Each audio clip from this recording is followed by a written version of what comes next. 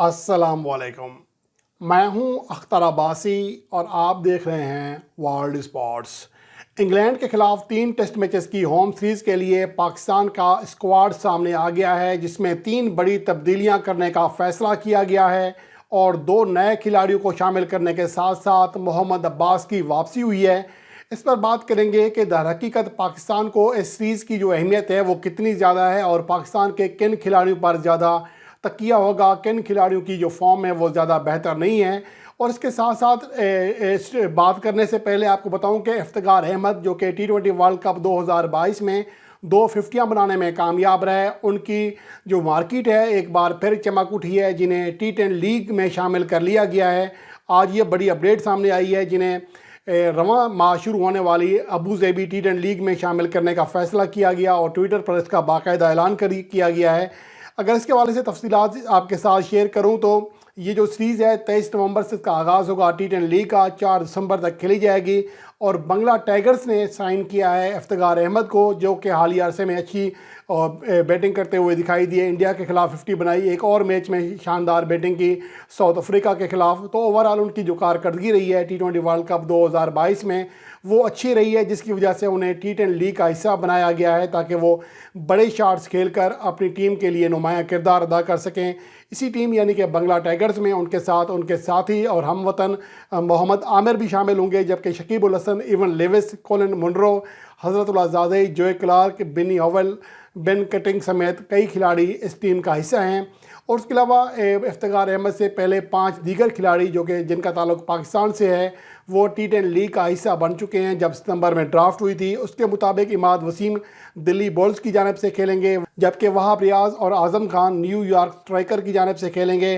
Team Abu Dhabi के लिए इमाद बट, जबकि fast bowler Mohammad Irfan Northern Warriors की जानिब से T10 लीग में एक्शन में दिखाई देंगे। इसके हवाले से ये तफसीलात पहले ही सामने आ चुकी थी, लेकिन अब उसमें इफ्तिखार अहमद की सूरत में एक और पाकिस्तानी खिलाड़ी का इजाफा किया गया है।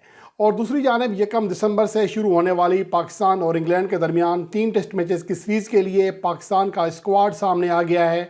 गो कि पाकिस्तान क्रिकेट बोर्ड की जानिब से हतमी तौर पर ये ऐलान नहीं किया गया, लेकिन इसके बावजूद जो खिलाड़ी सिलेक्ट किए जा रहे हैं ज़राए के मुताबिक उनके नाम सामने आ चुके हैं।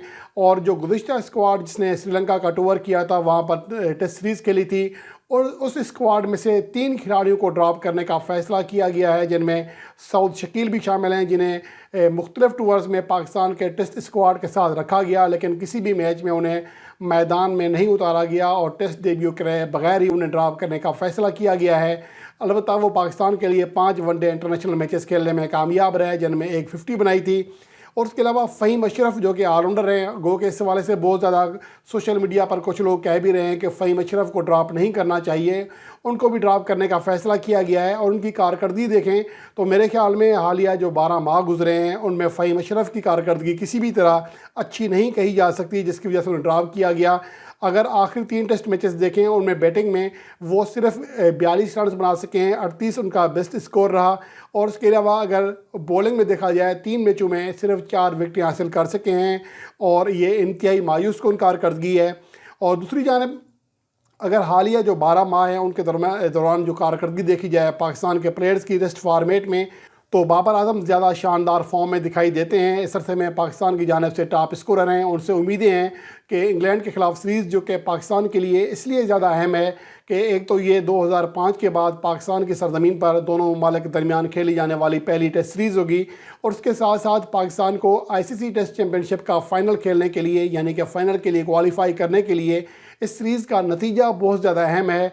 पाकिस्तान को लगभग जो 5 मैचेस रह गए हैं, 2 मैचेस न्यूजीलैंड के ख़िलाफ़ हैं, 3 मैचेस इंग्लैंड के ख़िलाफ़ हैं, इनमें कम से कम 4 कामयाबियाँ दरकार हैं और यानी कि बड़ी कारकर्दगी दरकार है। गुज़िश्ता जो होम सीरीज़ थी ऑस्ट्रेलिया के ख़िलाफ़ उसमें उम्मीद थी कि पाकिस्तान टीम अच्छा खेल का मुज़ाहरा करेगी, क्योंकि UAE में लगातार उनके ख़िलाफ़ कामयाबियाँ हासिल करती हुई आ रही थी। लेकिन गुज़िश्ता सीरीज़ में पाकिस्तान को हैरानकुन तौर पर होम कंडीशन में शिकस्त का सामना करना पड़ा था, इसलिए इंग्लैंड के ख़िलाफ़ ये सीरीज़ ज़्यादा अहमियत की हामिल है। तो इस एतबार से देखा जाए अब्दुल्ला शफीक भी शानदार फॉर्म में हैं और मौजूदा क़ायद-ए-आज़म ट्रॉफ़ी के टॉप स्कोरर हैं اور اس کے علاوہ پاکستان کے لیے آخری 12 ماہ میں دوسرے زیادہ ٹیسٹ رنز بنانے والے کھلاڑی ہیں. 2 سنچریاں اور 4 ففٹیاں بنا چکے ہیں. 66 کی ایوریج سے 736 رنز بنا چکے ہیں. در حقیقت دیکھا جائے آخری 12 ماہ میں یہی 2 کھلاڑی بابر اعظم اور عبداللہ شفیق ہی پاکستان کے لیے بڑے رنز کرتے ہوئے دکھائی دیے، ورنہ دیگر کھلاڑیوں کی جو کارکردگی ہے وہ اوسط لیول کی ہے. امام الحق 488 رنز بنا چکے ہیں 10 اننگز میں. 54 کی ایوریج ہے. ان کا اسٹرائک ریٹ خاصا کم ہے، کیونکہ ٹیسٹ کرکٹ میں اسٹرائک ریٹ کی زیادہ اہمیت نہیں ہوتی ہے، لیکن آج کل چونکہ کرکٹ تیز ہو چکی ہے اس لیے ٹیسٹ فارمیٹ میں بھی کم از کم ہر دوسری گیند پر 1 رن لینا بنتا ہے. اس کے علاوہ اظہر علی 389 رنز بنا چکے ہیں.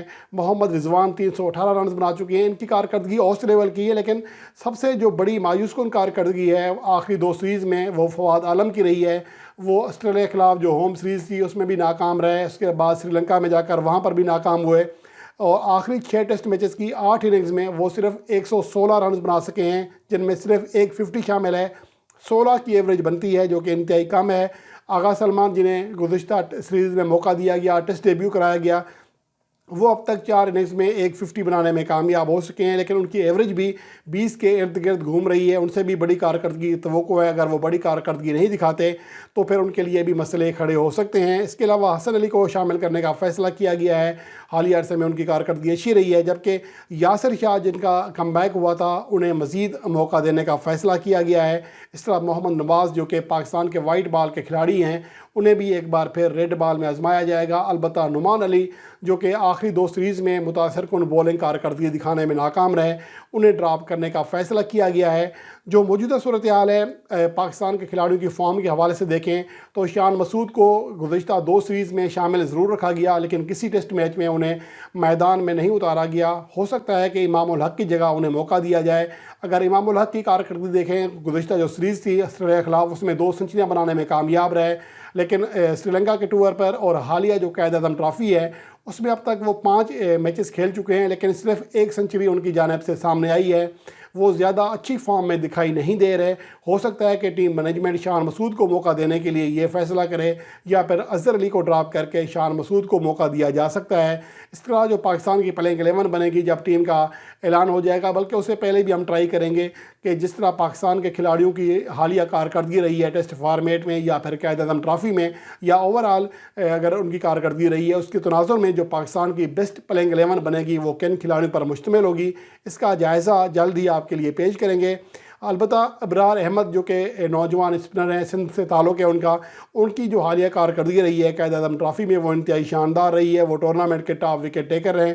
اب تک ان کی کارکردگی دیکھیں تو 6 میچوں میں وہ مجموعی طور پر 43 وکٹیں حاصل کر چکے ہیں، جبکہ کوئی بھی دوسرا بولر 26 سے زیادہ وکٹیں حاصل نہیں کر سکا، اور وہ 2 بار اننگز میں 4 وکٹیں جبکہ 5 بار وہ اننگز میں 5 وکٹوں کا کارنامہ بھی سر انجام دے چکے ہیں. تو اوورآل ان کی جو اب تک کی کارکردگی ہے وہ انتہائی شاندار بلکہ آؤٹ کلاس رہی ہے. اسی وجہ سے انہیں موقع دینے کا فیصلہ کیا گیا ہے. اور اب آخر میں نگاہ ڈالتے ہیں پاکستان کا جو ممکنہ ٹیسٹ اسکواڈ ہوگا انگلینڈ کے خلاف. اس پر اگر دیکھا جائے تو کپتان بابر اعظم اور نائب کپتان وکٹ کیپر محمد رضوان کے علاوہ جو دیگر کھلاڑی ہیں ان میں شان مسعود، امام الحق، عبداللہ شفیق، اظہر علی، فواد عالم، سلمان آغا، محمد نواز، یاسر شاہ، محمد عباس، نسیم شاہ، حارث رؤف، میر حمزہ اور ابرار احمد. اس بار شاہین شاہ آفریدی کو آرام دینے کا فیصلہ کیا گیا ہے کیونکہ ان کے ساتھ فٹنس مسائل بھی ہیں، اور اس کی ریکوری کے لیے حارث رؤف کو موقع دیا جا سکتا ہے، جبکہ محمد عباس بھی جن کی واپسی ہوئی ہے انہیں شاید ایک بار پھر پاکستان کے ٹیسٹ پلینگ 11 کا ٹیسٹ سیٹ اپ کا حصہ بنایا جائے تاکہ وہ اچھی کارکردگی دکھا کر کم از کم ایک فارمیٹ میں اپنی جگہ مستقل کر سکیں.